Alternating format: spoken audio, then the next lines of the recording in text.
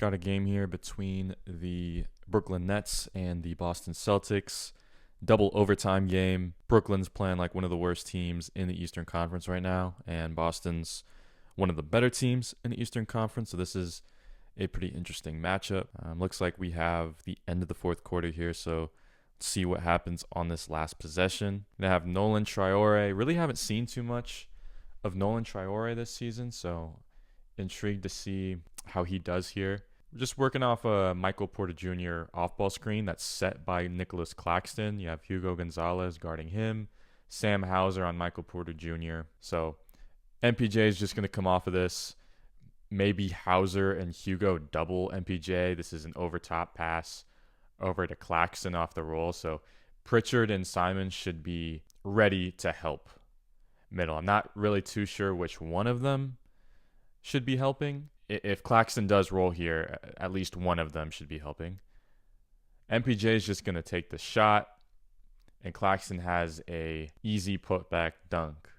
So, I mean, Sam Hauser and Hugo Gonzalez doubled MPJ. Jaylen Brown actually does a decent job getting to the rim. I don't really know if his intention was to box out Claxton. It wasn't, because he didn't really follow him there. But regardless, Nicholas Claxton gets a nice putback to tie the game. Boston is going to have a chance to win the game here, as they have a timeout that they can use. Poor inbound, really poor inbound. I mean, they're trying to give it to JB here, but not the greatest pass by Sam Hauser. Deflects off of Jaylen Brown's hand. That puts Anthony Simons in an awkward position to kind of just throw the ball up. So that's how we get overtime. Entry pass to Jaylen Brown on the wing. Luka Garza setting an on-ball screen for him. Nicholas Claxton going to switch on. Back to Luka Garza. Maybe they're trying to use him as a passing hub here. Peyton Pritchard's going to slip off of this screen. You're probably going to see Zaire Williams stick to Jaylen Brown, and Nicholas Claxton follow Peyton Pritchard to the rim. And that just gives Jaylen Brown enough space to pull this shot. It's a great action by the Celtics. Puts them up by 1. Got Brooklyn up by 1 now. Jaylen Brown going to work with the ball up top. He's just going to take Clowney one-on-one. Tries to pull it. It's a good contest from Clowney there, so he's actually going to pass out of it. Sees Pritchard in the corner here, so that's probably where he's going. And I don't really know why that's a wide open shot. So we see here, Zaire Williams is on Peyton Pritchard. Nolan Traore on Baylor Shireman. So I don't really know why. They must be in some sort of zone defense. Why else would Zaire Williams leave Peyton Pritchard here? Like, I don't know why he's like eyes only on the ball. Everyone's eyes are on the ball. Like, Nolan Traore and Zaire Williams have their back turned to Peyton Pritchard. Like, if Zaire Williams is supposed to be guarding Hugo and Traore is supposed to be guarding Baylor Shireman, who's guarding Peyton Pritchard. So this is just not good defense from the Nets, and it leads to a wide open 3. Traore going to bring the ball up again. This is a rookie mistake.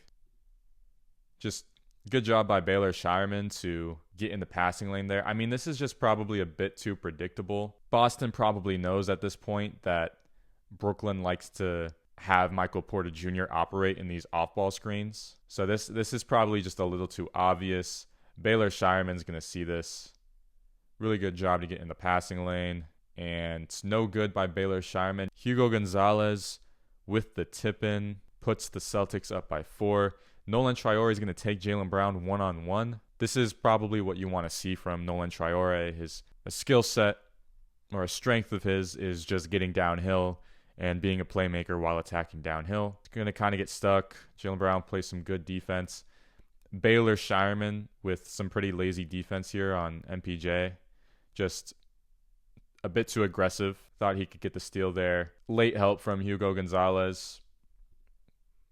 And Sam Hauser isn't helping the helper quickly enough. Because once MPJ gets through, Hugo has to step up Sam Hauser just can't get in position quickly enough there for him to make Claxton a non-threat there on the lob. So beautiful lob, cuts the lead down to 2. On-ball screen. Nets are going to switch this. So you see Traore switch on to Jaylen Brown. Jaylen Brown's going to want to attack that. Did my breakdown on the Celtics Pistons game, and Jaylen Brown really attacked Duncan Robinson in that game. Jaylen Brown will hunt down your worst defender. And Traore, just with his size, he's a rookie. Jaylen Brown's going to want to take advantage of that matchup all day. However, you have some great help defense from Noah Clowney here, who gets the block. Incredible help defense. Hugo almost gets a steal there. You see Nolan Traore pushing the ball up. Jaylen Brown is behind half court, so you have numbers. No one's really on Clowney here. Baylor Shireman's too late closing out, and that might be a knockdown 3 for Noah Clowney.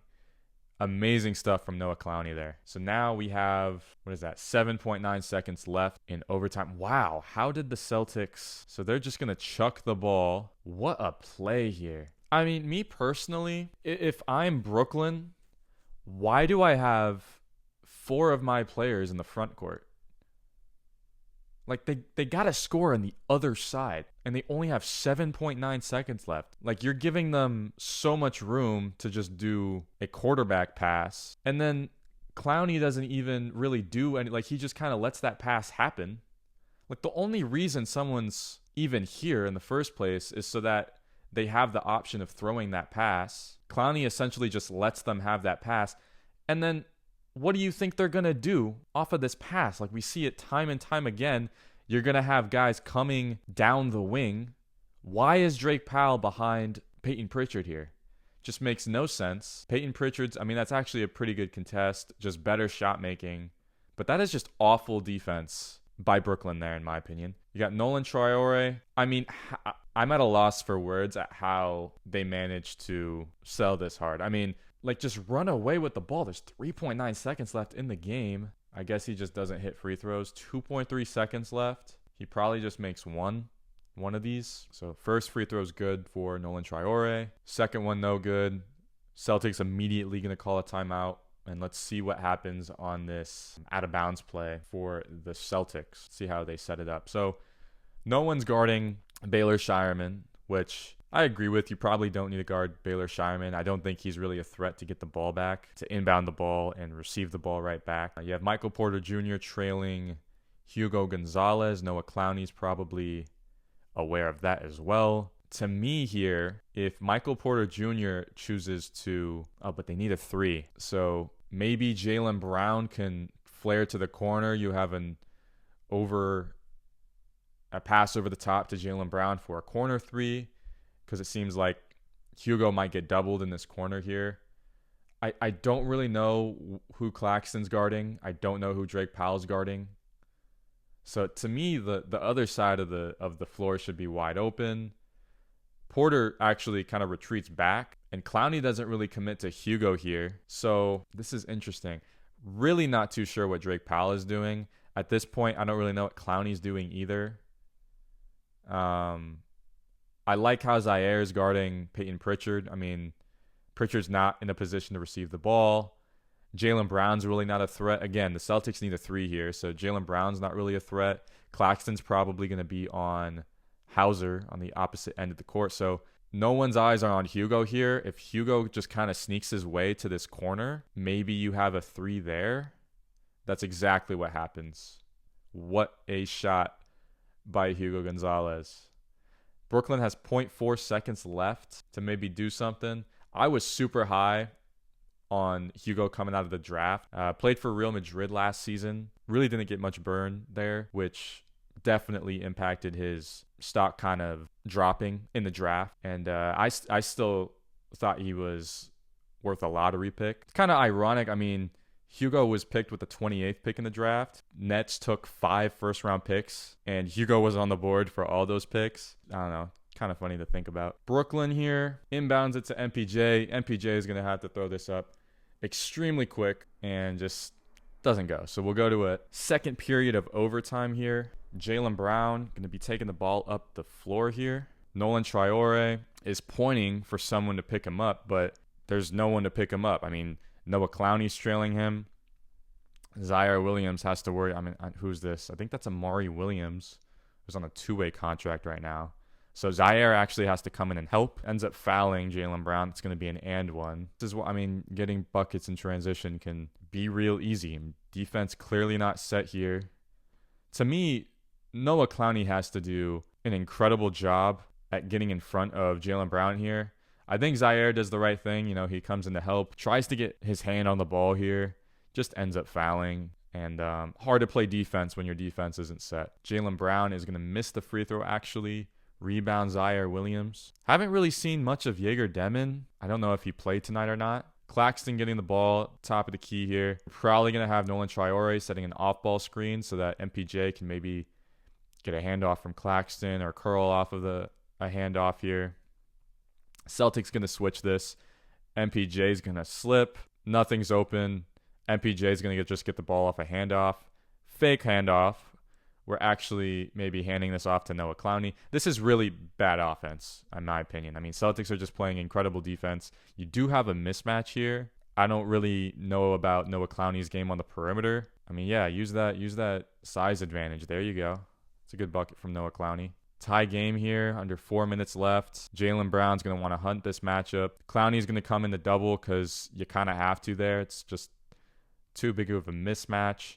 Baylor Shireman on the wing receives the ball, going to pass this to Peyton Pritchard because Zaire Williams has to come over to help. If MPJ steps up, you have Anthony Simons wide open in the corner. But if Pritchard relocates kind of to this area, if he goes towards the ball, he probably has enough time to shoot this.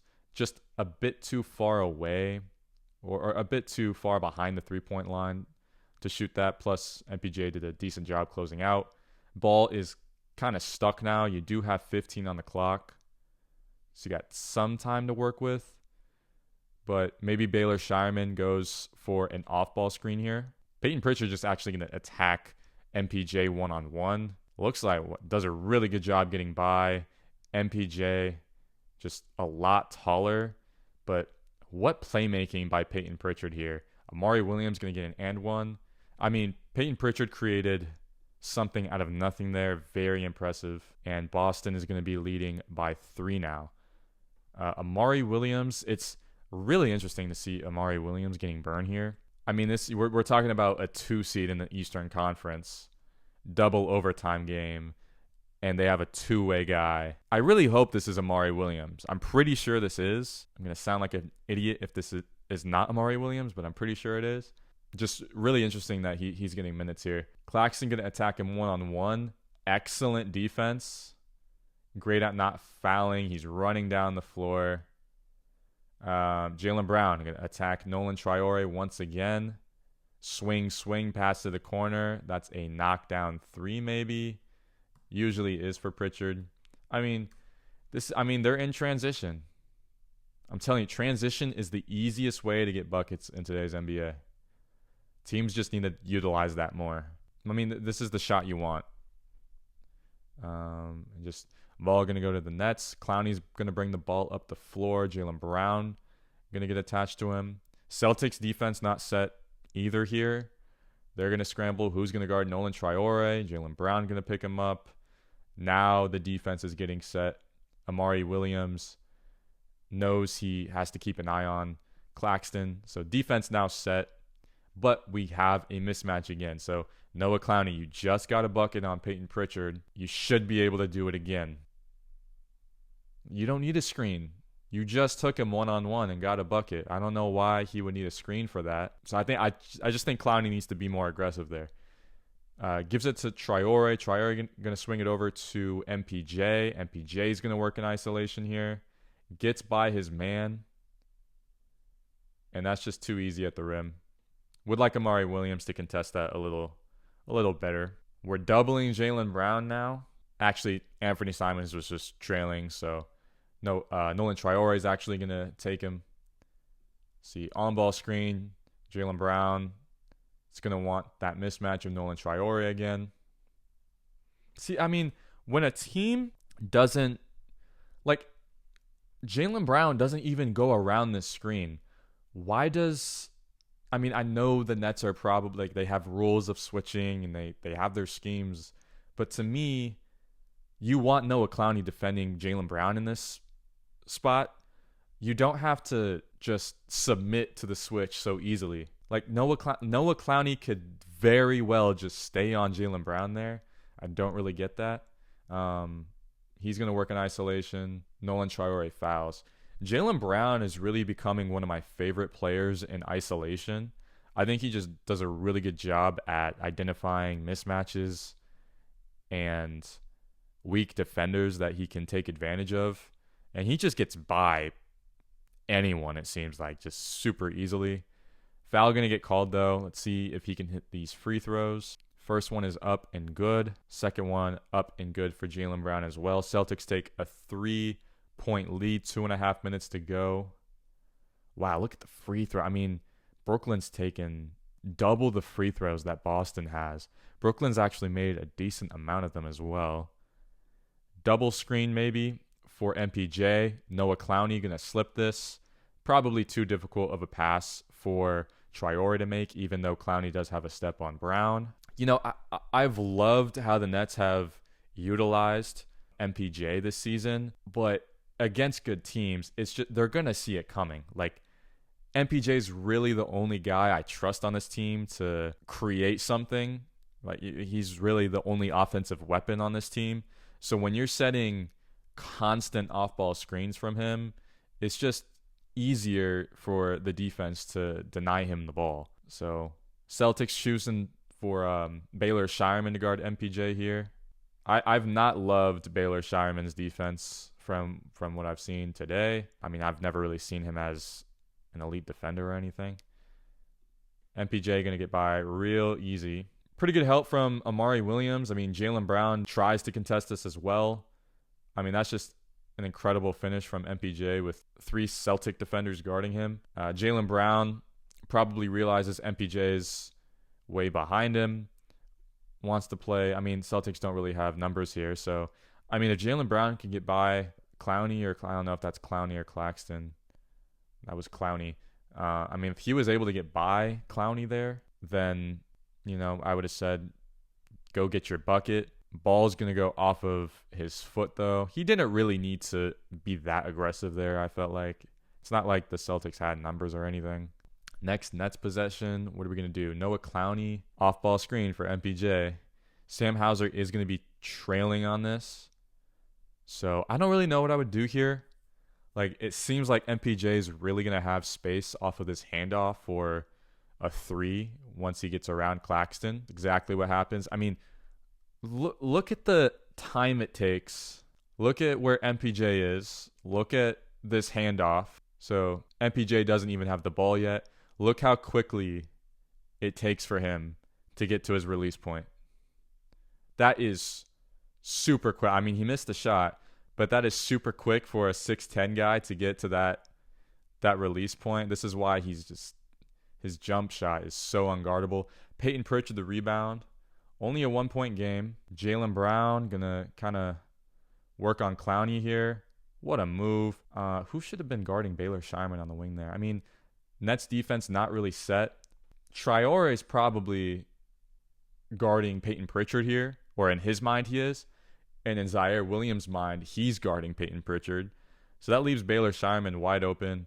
This is a great move by Jaylen Brown. Shireman's going to be wide open. MPJ's like, who in the world is guarding Shireman? And then he's just an easy pass to Sam Hauser for a 3. So that's definitely a miscommunication by Traore and Zaire Williams. I mean, Zaire probably just has to know. Let's see, how does this happen? This is tough. I mean, Traore doesn't really communicate with Zaire that he's just kind of helping or stunting at Jaylen Brown, but he's guarding Pritchard. He's not really communicating that with Zaire. So maybe he thinks that he's just doubling. Maybe Zaire just thinks Nolan Traore is doubling Jaylen Brown and he needs to guard Pritchard and someone else is going to pick up Baylor Shireman. Communication just needs to be better there because, I mean, you're going to get wide open 3 shot on you if you don't communicate there. Down 4. Let's see what they do here. I really haven't liked the Nets offense, I gotta say. Not gonna hand the ball off to MPJ there. You're gonna get Nolan Traore maybe going baseline. They double Nolan Traore. Don't really agree with that. Nolan is not a good enough scorer yet for me to double him. Maybe they're trying to trap him in the corner, which I could understand. But if anything, Traore is going to make this read in the short roll or on the roll. You don't need to double this. Not the greatest pass in the world, but Claxton's an underrated playmaker in my opinion, especially for a big man. He sees that there's not really, if this is a quicker pass, he can maybe finish at the rim here. But Traore kind of floats it. It's not really at the rim. So he sees Amari here. He sees Shireman closing in, Jaylen Brown closing in. This is an easy pass to Noah Clowney for a shot. Great fake by Noah Clowney. Doesn't hit the shot. It's a good look, though. Great offensive rebound by Nicholas Claxton. It's going to stay with Brooklyn. Loved this pass. Loved that basketball by the Celtics there. That was beautiful. But the Nets inbounding the ball here. Is Traore coming out the game? No. So we're actually going to switch. They're going to switch Traore and Zaire Williams. Ball inbounded to Claxton. We have Noah Clowney on the elbow here. Jaylen Brown guarding him. Why? I mean, Zaire can't be open there. Oh, we actually have a back screen that I didn't see. This is a really good play call by Jordi Fernandez. This is probably my favorite Jordi Fernandez play call that I've seen. It's a great inbounds play. You have Claxton pushes off Shireman to create space. Entry pass to Noah Clowney. That's a position. He can make an easy pass at the rim if this back screen is open. Pritchard's telling Sam Hauser he needs to switch, which he probably does, but he's just behind it. Claxton actually Clowney doesn't make the pass. I feel like he should have, but MPJ is going to do a really good job slipping here because he could go over the top here, which is probably the second option, but he's just going to slip. Pass, layup. That is the most beautiful play that I have seen in a while. I love that so much from Jordi Fernandez. All right, we have Sam Hauser. It's being guarded by MPJ. 2-point game. Damn, MPJ has 30. 9 for 18 from the field. Hauser picks up his dribble, needs to get it out of his hands, gives it to Jaylen Brown. Clowney guarding him. And why does Pritchard get open in the corner? We see Zaire Williams guarding him. Why? I don't get this at all. I do not get at all why Zaire just leaves Peyton Pritchard. Him and Traore are really getting mixed up defensively because you got to decide. Yes, I would rather have Zaire in the pick and roll action, and I'd rather have Traore, the point guard, on the point guard in the corner so that we don't have a size mismatch in the pick and roll. But just decide on something because you can't just leave Peyton Pritchard wide open in the corner. Traore going to sprint to him. Peyton Pritchard can't really get a shot out of that. He can go baseline, so doesn't end up doing that. Gives the ball right back to Jaylen Brown. Jaylen Brown's going to have to work in space. Pretty good defense. Really good defense by Zaire Williams there. Jaylen Brown kind of throws up a circus shot. Doesn't go in. Nets have the ball. Celtics defense not set. Jordi Fernandez telling his team to push the ball. Why? I don't know. Why is Jaylen Brown chooses to guard Traore here. So that kind of Pritchard probably thought he should pick up Traore. So now no one's guarding Clowney. So I think Pritchard probably realizes too late he should be the one on Clowney. Gets stuck behind Baylor Shireman. Wide open three for Clowney. Damn, he airballs it. It's a shot you got to hit if you know it, Clowney. Got to hit rim at least there. Damn. Celtics can they're only up 2. Chewing clock doesn't really matter all that much. On-ball screen. Again, you switch that way too easily, in my opinion. You don't have to just let the other team control what you want to do on defense. But, hey, I'm not the Brooklyn Nets coach. Double. I like this double a lot. Late in the shot clock. It's their best player. You want to help Nolan Traore out because this is a top 5 player in the league right now. And then you can have Clowney step up to Pritchard and then Claxton Step out to Shireman if they go swing to the corner. Yep. Claxton helps. Pritchard's actually going to choose to split the defense here. Claxton's probably confused because he definitely thought this would be a pass to the wing. Great split. No one at the rim. Easy bucket for Peyton Pritchard. Traore is now going to try to split the defense. This is a bit aggressive from Traore. What a block by Amari Williams. I have really enjoyed the Amari Williams minutes. This is when the Celtics can chew clock. And if I'm the Nets, I am not fouling here. I'm not giving them free points. Just play defense, and then if you can get a bucket at the other end, it's a 2-point game or it's a 1-point game. Let's see. Traore on Pritchard. They're going to double Pritchard because they want to apply pressure. Pritchard going to give it up to Shireman. Clowney steps up to help. Traore relocates to find a new man to guard. They're just wasting clock. And they're doing a good job doing it. What a pass from Pritchard. I mean, as soon as someone's got to step up. I mean, Clowney eventually steps up to guard Pritchard. Why is Claxton and Zaire just standing here? You're both guarding one guy. There's someone else open on the basketball court. They're both just standing. Pritchard does a great job at taking advantage of that. Because now, if Sam Hauser hits this game, you can't just be standing around. I really haven't liked Zaire Williams that much on defense in this game. Rebound by Nicholas Claxton. If you're the Brooklyn Nets, you got to be pushing here. Try to get MPJ off of a handoff for a 3. It just wasn't there. Another handoff to MPJ. Pritchard going to come in to help. 3 by MPJ is no good. I mean, you kind of had to take that shot, and the Celtics are going to win the basketball game. So, very interesting game here. I think if you're the Nets, you have to be happy that you were able to compete with a team who's second in the Eastern Conference right now while you're a rebuilding team. I liked what I saw from Noah Clowney at times. I just think Claxton's a very good center in this league. MPJ missed some shots, but, he's always going to be creating gravity for his teammates while on the floor. And I thought Traore was a lot better than I would have expected him to be in a double overtime game like this. But if you're the Brooklyn Nets, you have to be proud of yourselves here.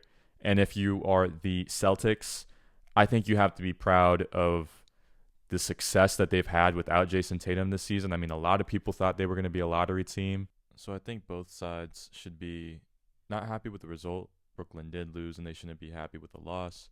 But I liked what I saw from both sides here.